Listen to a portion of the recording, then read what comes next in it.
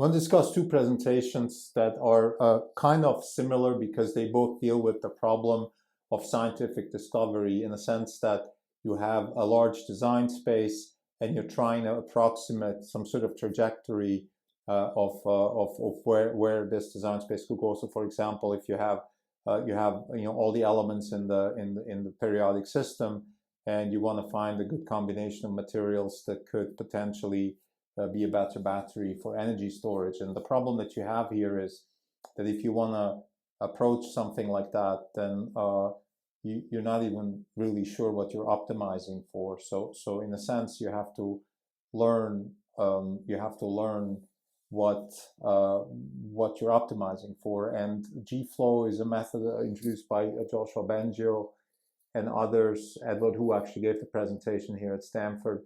And what this does is think about it this way, like you have, in a very simplified way, let's say you have a bunch of elements, copper, nickel, cobalt, things like that. Let's say you take 10 elements and you just say, look, how can I combine these elements to potentially have a much higher energy storage? And then because the problem here is not, obviously you have a lot of combinations, but the other problem is also you don't exactly know what the reward is. In other words, what are you actually optimizing for? Because higher energy storage could mean a couple of things. What's the reward function here? Does it mean, let's say you bind, ions better, or you allow for certain chemical reactions?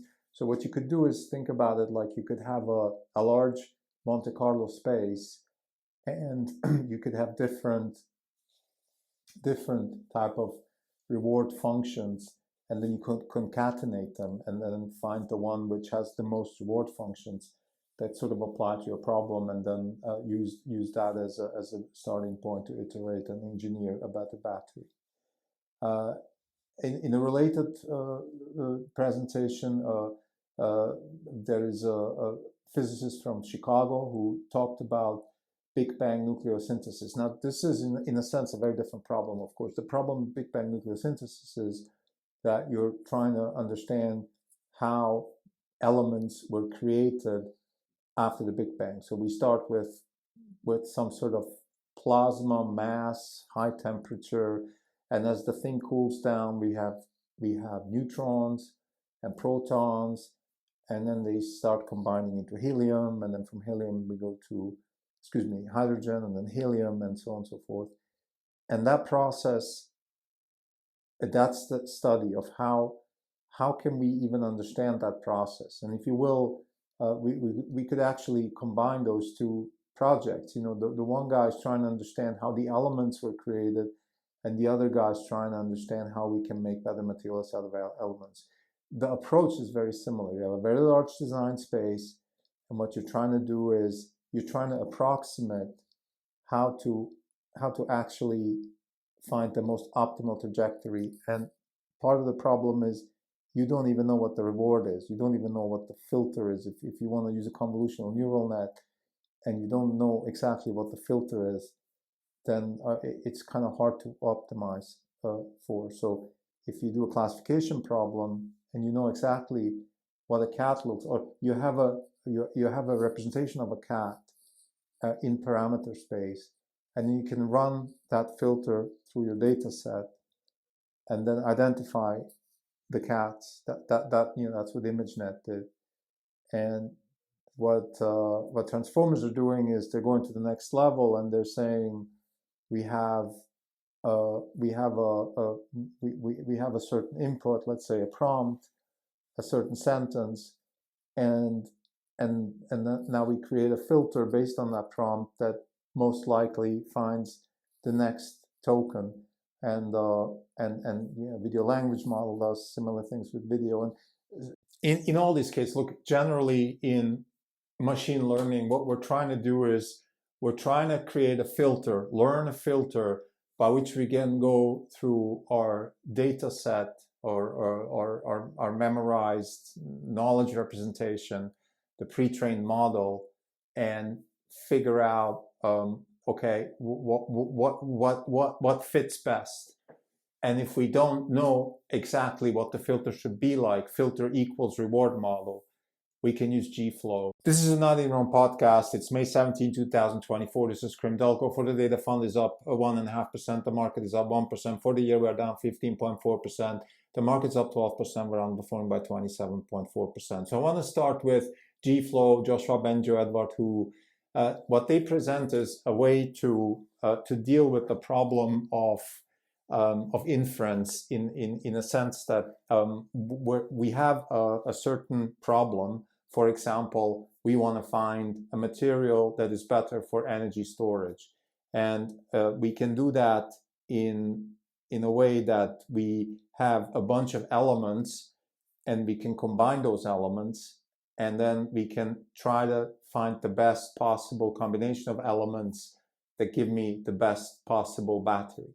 And the problem that they're attacking here is the fact that you don't know what it exactly means, best possible battery. So there's a couple of rewards, if you will. There's not one reward. There's no such thing as you get a 1 if you have a good battery and a 0 if not. You're not even sure what exactly the reward is. And the way you can solve this problem is by having a couple of, let's say you have 10 criteria, good capture of ions, certain chemical properties. You can, there's some heuristics you can use, or you can even implicitly learn them. That's for another discussion. But let's assume now you have certain rewards that you're trying to, you could learn those rewards. Yeah, you could actually even have a large language models trying to find out those rewards. But fundamentally what you need is you need to have a type of representation of what it means to actually solve the problem. And then you can have a trajectory where you combine the elements in a random Monte Carlo Markov simulation where you just keep adding, 1 nickel here, another nickel, 3 nickel, whatever. You do a bunch of things, and then you have rewards that kick in at certain points when they solve for certain problems. You can do this in simulation, or maybe you can do this in real. That's a data collection problem. Again, not part of this conversation. Let's assume you could do it in simulation. You're trying to explore the design space, and you have a certain reward model, maybe a couple of rewards. You concatenate them. You find the material with the best solution. So this is in general what GFlow means. There is also that there's obviously a lot more technology around it. There's a lot more coding around it. There's JAX, the tool that Google built that helps differentiation, automatic differentiation, and forward pass, backward pass, things like that, all possible. I just wanted to mention this because I think the problem of intractable inference, which is really what this is in sort of technical lingo. Intractable inference means that it's relatively difficult to define what a successful prediction even would look like. That's what intractable inference means. So let's say we have a pre-trained model, we've compressed the knowledge of physics in a model, but what does it mean to find a better battery? So this intractable inference problem can be solved with GFlow. The next presentation I want to talk about is BBN. By physicists from Chicago, Hongwan Liu. I thought it was really interesting. So what Hongwan Liu was talking about is Big Bang Nucleosynthesis. So and it's kind of related to the material science problem and the scientific discovery problem that I discussed just before in the Bengio paper. So what Hongwan Liu is talking about is really the theory, the idea of how can we find out, or how can we scientifically explore what happened right after the Big Bang. How did the elements, how were elements created, right? And there's a certain theory for that. And the theory says that we had the Big Bang, then we had plasma, and then we started having neutrons and protons when these things started cooling down. And then at some point, the neutrons and the protons combined, and then they combined into what's hydrogen.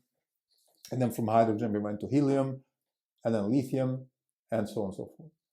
And there's a certain process, certain parameterized process that physicists are hopefully trying to find out, okay, what is the model for BBN. Okay, again, Big Bang Nucleosynthesis. Let's call it BBN. Well, this is the model. And what they're trying to do now is sort of fit the model with data, parameterize it, fit it, and the way they do this is, well, you might ask yourself, okay, fine, you can have a model, but what do you fit against? Like, well, you can't go back to the Big Bang and see what actually happened. No, you can't. This is why this is actually very similar to the first type of problem. It's an intractable inference problem in the sense that we don't know exactly what success even means because we don't have the ground truth. However, we have something, and that is we can go to galaxies with very low metallicity. I think that's the word. And that just means that there is a very little concentration of elements that are lighter than metal.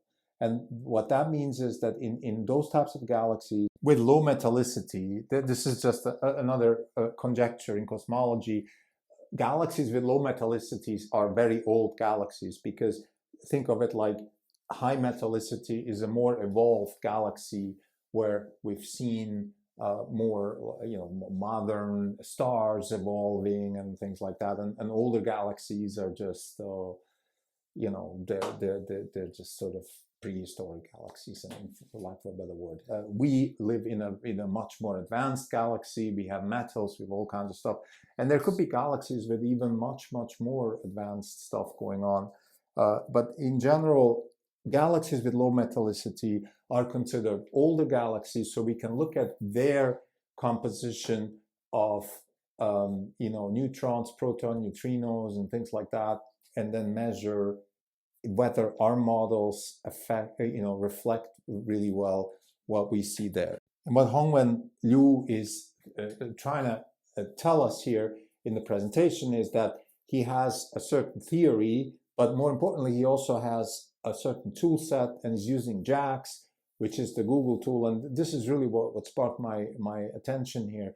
So he's using a sort of a differentiable model, a gradient approach towards a sort of a variational inference type approach towards, okay, I don't know, I don't have a statistical representation of what is the optimal composition of neutrons and protons and things like that in a post Big Bang type of galaxy. But what I can do is maybe approximate this. Maybe I can approximate those distribution and get a better sense for my theory. So this is really what's powerful. And this is the gist of this presentation, okay? Excuse me, of this episode. It's the two presentations that really focus on scientific discovery, intractable inference, and the problem of how to approximate trajectories of certain elements of a theory, whether it's, again, how elements were created after Big Bang, or whether it's how we can create better batteries through a combination of metals or elements. In both cases, we don't know what the ground truth is. We don't know what the actual distribution of possible combinations is, and what the subset of those combinations is that actually represents the truth. We don't know that. But maybe we can sort of bootstrap ourselves. We can find ways, we can find statistical ways, gradient-driven ways to approach an optimal solution. This is what those two presentations are all about. And I just want to shout out to Jax and Jeff Dean, who I'm going to do a special episode just about the Jeff Dean presentation that he gave at MLSys. I thought it was really interesting. What I found so amazing about Google is that they're really building amazing tools for software-driven AI, and that's really the strength of the company. And this Hongwan Liu actually is using one of their tools. He's a physicist. He's a high-energy cosmologist, particle physicist, and he's using those tools to use them as approximation for conjecturing about theories in how the early universe was building elements. Thank you.